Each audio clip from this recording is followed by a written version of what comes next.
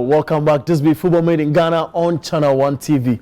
Today, as I promised initially, we will go back to Cairo. So if you will talk proper English, I go talk back to Cairo. The interesting thing about what you come see today be say, we put together the whole experience where you feel way back in 2009, where we have the next crop of one of future stars. The people where they go the World Cup, go give we the spotlight, make Ghana become one of the powerhouse from Africa for the World Cup, from the part of the Africa where they come from, West Africa. Today we come see what that thing really mean, and combine them with how we go fit do them again. Say one under 20 team headed by Desmond Ofei way into a Black Stars assistant coach. It lead them back to I call them the promised land. That be the land where give we hope. It make we win one of first World Cup, and for the fact the first African country to win the under 20 World Cup. So we put this thing together with the column Back to Cairo. An amazing documentary where we tell the true story on the ground, speak to important players of the game, speak to coaches, and of course, the journalist thoughts behind what the few say will be material for we. My colleague Gabby Ofei put together this awesome documentary, Back to Cairo. We'll have a watch. We'll come back to the studio, talk about a lot of things we see after the docu.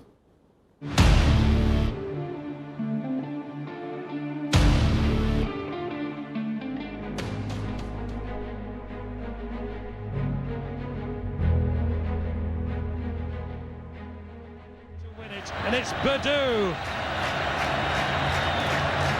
Africa are one kick away from their first ever success at the FIFA Under-20 World Cup. If Badou can score this penalty, is it Africa? Is it Africa? It is!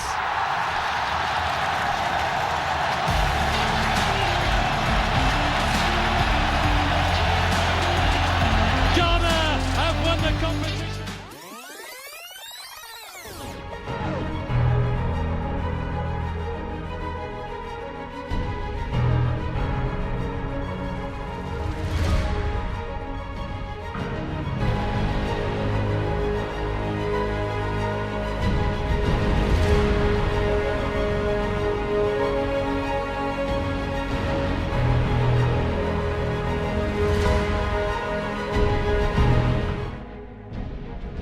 This is where it all began for Ghana's under-20, the Black Satellite, a team forged in passion and perseverance.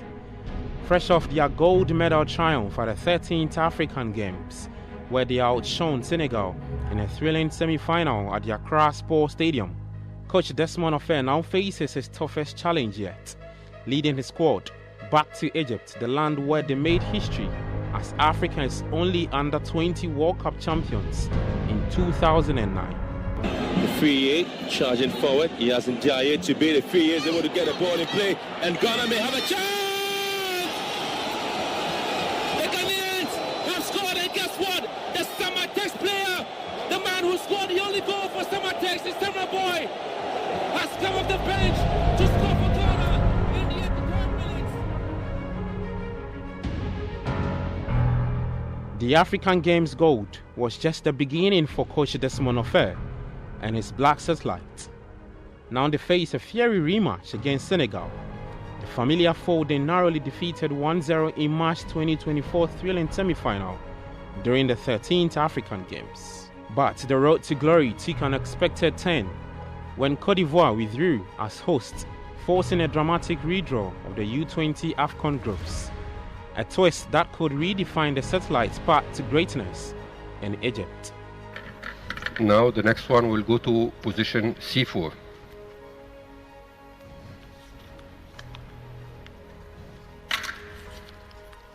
Ghana will be in position C4. And finally, to conclude the draw, in position A5, the remaining team, Tanzania.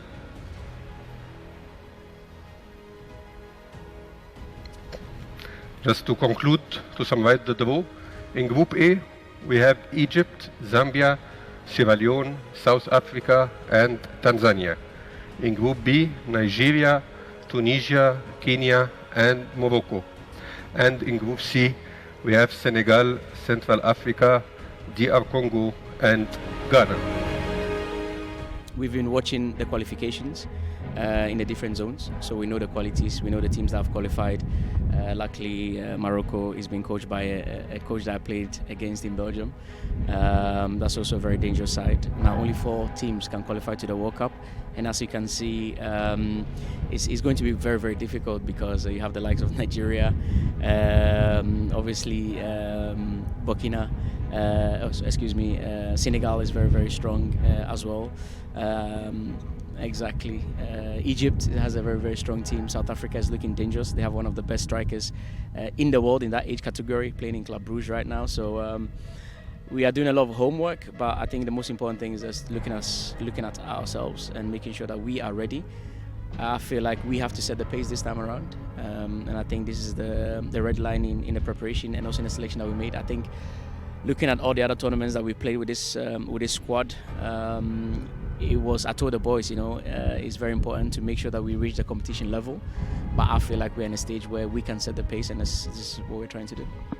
Coach Selastete, Coach Abdul Karim Zito. Selastete won the AFCON in Rwanda and went on to participate at the World Cup proper in Egypt. Karim Zito won the AFCON in Mauritania. He didn't get a chance to compete at the World Cup. You are going to the AFCON. Are you looking to etch your name in the history books of the under-20? Obviously, I think every nation will go into the AFCON to try and qualify to the World Cup. I think that's the main priority. That should also be the main target. And then after the qualification, we see what happens. We're talking about the semis. And after the semis, I think in a major tournament, when you reach the semi-finals and you make it through, then the focus should be on grabbing the cup. And we'll take it step by step. We'll make sure that we are ready and compete. Does it haunt you to go there and perform? No, it's a motivation. It's exciting. It keeps us sharp. And it keeps the hunger going. So it's a motivation. Drawn in Group C, the Black Searchlights will take on DR Congo in their first group game of the tournament on May 2, before facing up on May 5, and then the final group game against the Central African Republic on May 8. A 5th title is definitely on the minds of these players and the head coach, Desmond Ofei. After Ghana last won it in 2021 under former coach Abdul Karim Zito in Mauritania, when the Satellites beat Ghana 2-0 in the finals at the Sheikha Old Bouidia, thanks to a brace from Daniel Efiyebanye.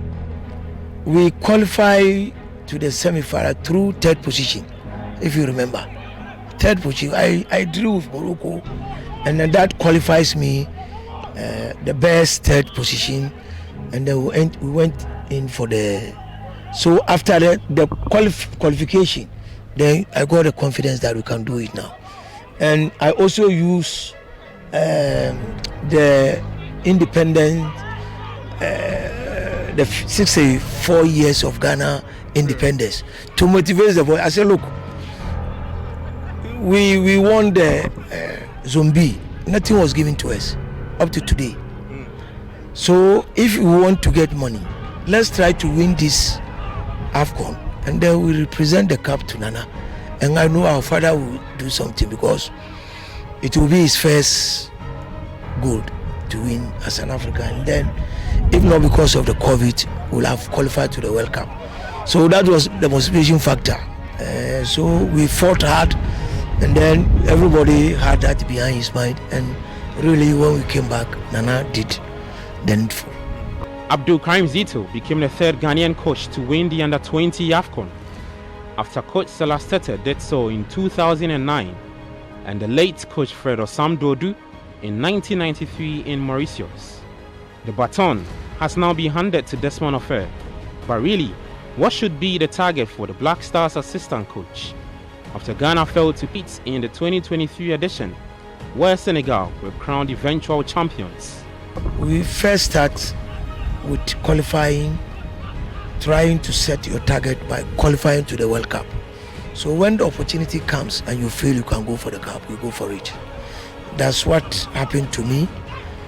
I qualified to 3rd position, as I said, from the initial stages. But when I qualified, then I saw there's an opportunity for me to also fight for the cup. And that's when we all made up our minds. And then we there was a team. I said, whatever happens on the field, they should remember their mental toughness. They should never give up. So that was the theme of the games we played, and then we were able to go through. The third position qualified me to the semi-final, gingered me to win the cup.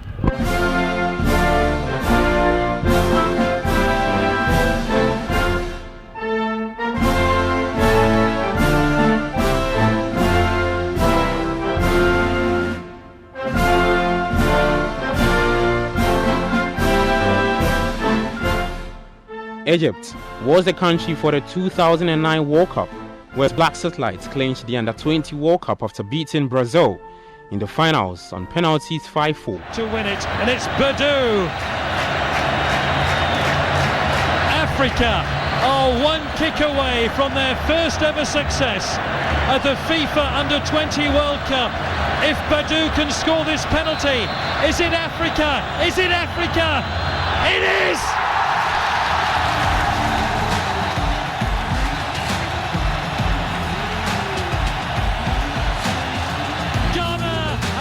Competition for the first time.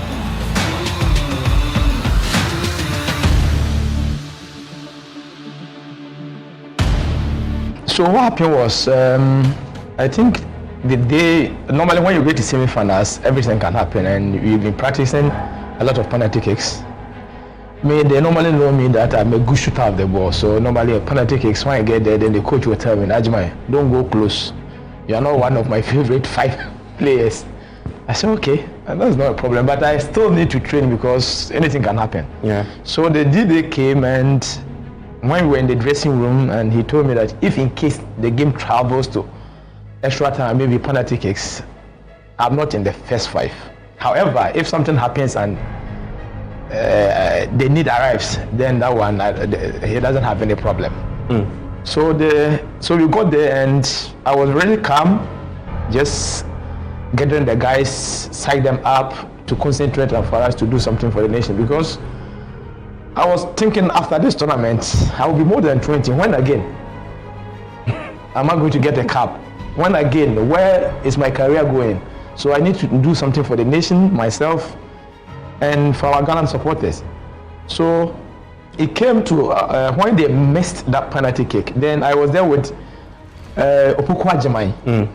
Daniel Ajay, our goalkeeper, and I think he's now in the US now. Yes, and David Dade, left 4 of us. Our goalkeeper was far away because where the post and the center, so I didn't think that him.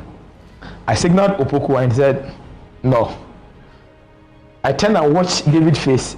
I couldn't even see anything because the expression he gave me was he was not interested at that time. So I said, okay, let me just take the risk. And in every game in the world, there is risk. So when I was going, a lot was going through my mind. When you win it, what will happen? When you miss it, now that your career is taking a step, what is going to happen? Then we have a history when it comes to penalty kicks in this country.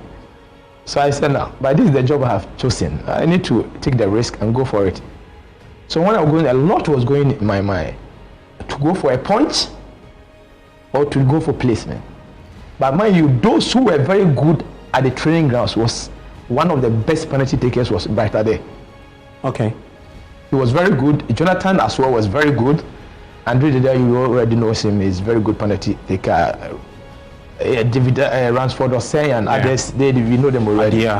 So those who I thought was very good missed the penalty kick. So I said, hey, those I trusted missed it. What am I going to do? Because that's where you planted the ball. Yeah, that's where I planted the ball.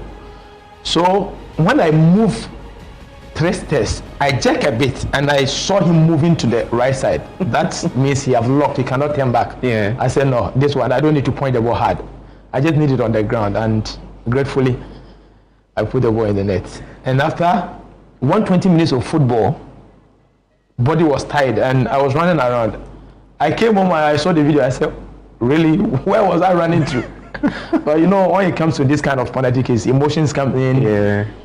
like happiness and everything. Even if you are tired, you won't even know that you are tired until you get to the hotel and you see the body is weak. So it was really tough one, but it's the job we have chosen. And when it comes to crucial moments, you just have to be there for the team. And that meant that he etched your name into the history books of the under-20. But how have you carried on from then to now? I think it's about 14 years. No, 15, and counting. 15 years. 16, yeah. Yes, we are going back to a country that, like I said, gave us huge smiles and that kind of stuff. I'm sure this video has been played over and over. You've seen it on several shows. You've seen it on different platforms. I've seen a documentary from CAF and even FIFA trying to, as part of building that momentum, because Ghana is heading back to a country where they used to win the tournament. How do you feel that your name would always be the last to be mentioned, the last man to plant the ball at the back of the net to clinch Ghana's first World Cup trophy in the under-20? Well, I don't know if it's coincidence or a blessing. After Cote d'Ivoire withdrew from hosting it and straight to Egypt, and that's where we won the World Cup. However, it's different. This is World Cup and this is African Cup. Yeah. But it's the same soil, so I don't want to differentiate it too much. I'm very optimistic that the guys will make us very proud. Normally, tournament like this, you need to speak to them. One crucial thing about this kind of tournament is most of your players play in Europe. They need to be talked to because you have locals as well who a lot of the European guys need to give them an exposure as well. Exposure as well to qualify, to play well, do well, so that they also can get opportunity and leave the country. When we were going, I remember at the airport, I was seeing some of our guys. At that time, most of the guys were playing in Europe. Yeah. I think like 4 or 5 of us was playing in Ghana here. Then I watched them and I said, guys, you look so nice. You play in Europe. If you go there and 50-50 balls, you want to dodge it, I will kill you. Because all of us have to do one job for the nation that is spending a lot of money on us, and make ourselves proud and open an opportunity for those who are playing in the country as well. And that is exactly what happened. And at that time, Andre Dida, you, Samuel Nkum, you have a tough mental players who at any given time they can stand the test. So going back to the soil that we won a prestigious cup like this, I'm very happy that the team will take a good step. They have a very great coach who is very young, well experienced, and he knows the job very well. And I'm very sure that he will revive the national under-20 team. And on the side that we have won the under-20 World Cup, I know they will do well and make the nation proud as well. Can history be on Ghana's side? Will it be a good omen for Desmond Ofei and his boys back to North African country that once put a lot of smiles on the faces of Ghanaians? Now the next one will go to position C4.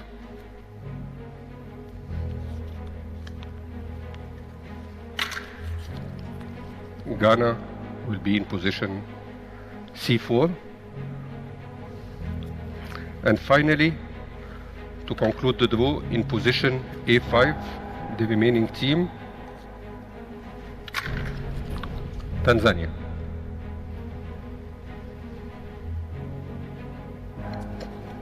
Just to conclude, to summarize the draw, in Group A, we have Egypt, Zambia, Sierra Leone, South Africa, and Tanzania. In Group B, Nigeria, Tunisia, Kenya, and Morocco. And in Group C, we have Senegal, Central Africa, DR Congo, and Ghana. Well, it's a very difficult group, but they are beatable.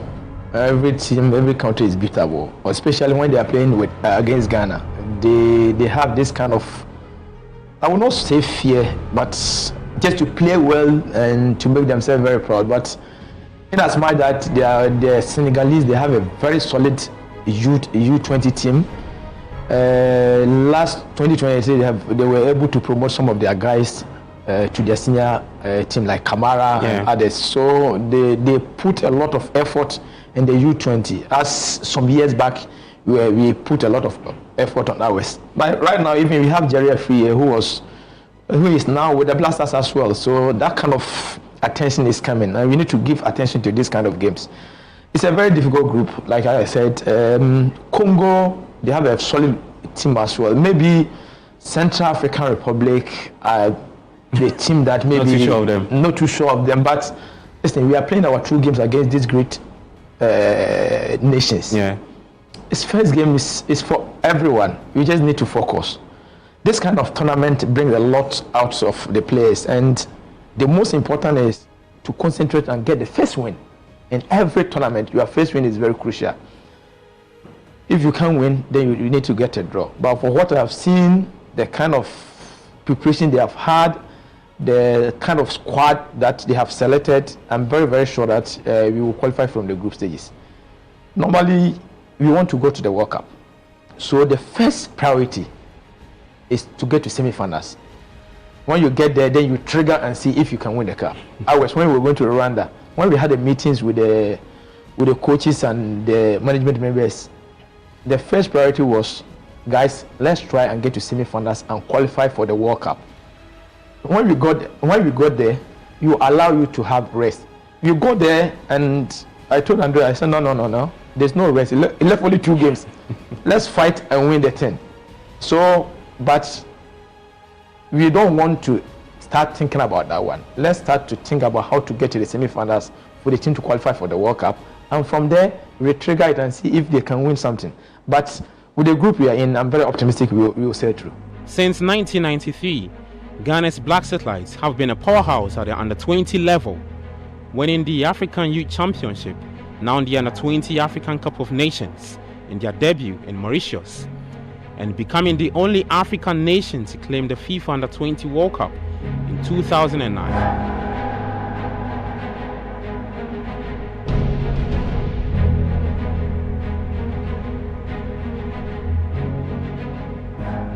However, in 2023, the team failed to qualify for the Under-20 African Cup of Nations, hosted by Egypt, marking a rare setback. With Desmond Ofei now leading the Black Satellites as head coach, what are his prospects for restoring Ghana's dominance in future tournaments? Every coach or coaches have their aims and ambitions.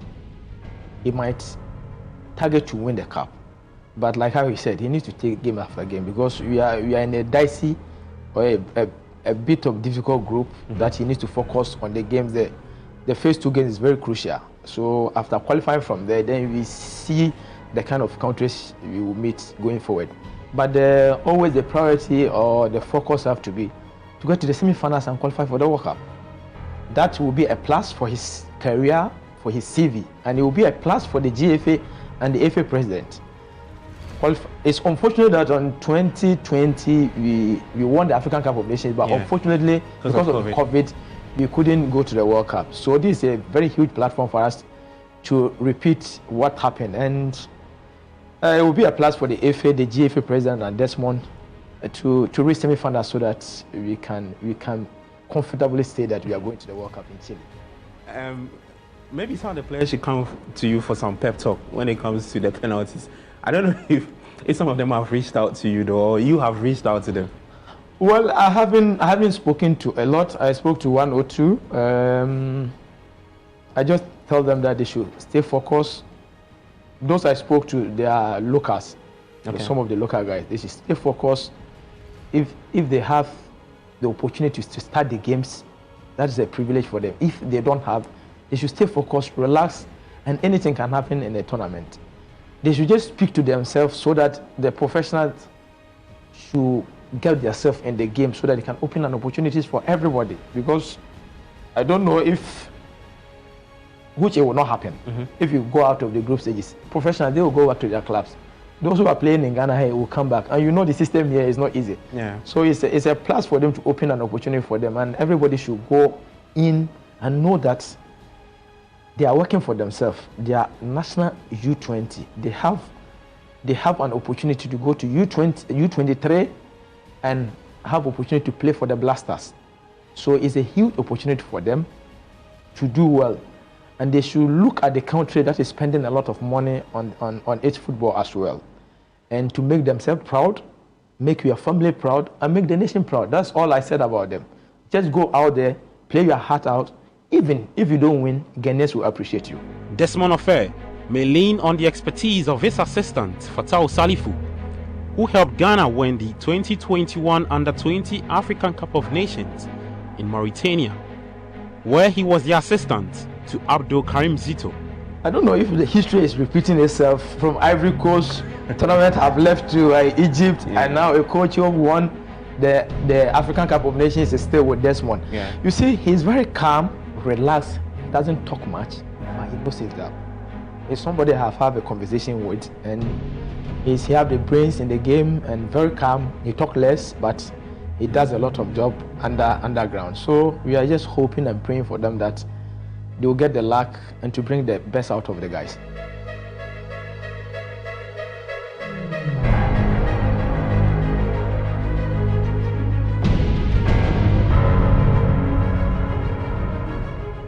Every technical team member is looking at least getting a success in this competition, of course, because some of us, like you said, I actually had a chance to be part of the Africa with Zito in 2021. Of course, we won, and getting the chance to be in the Africa again in Cote d'Ivoire. Of course, I'm looking at winning so that I'll be able to, at least, like you said, of course, a record.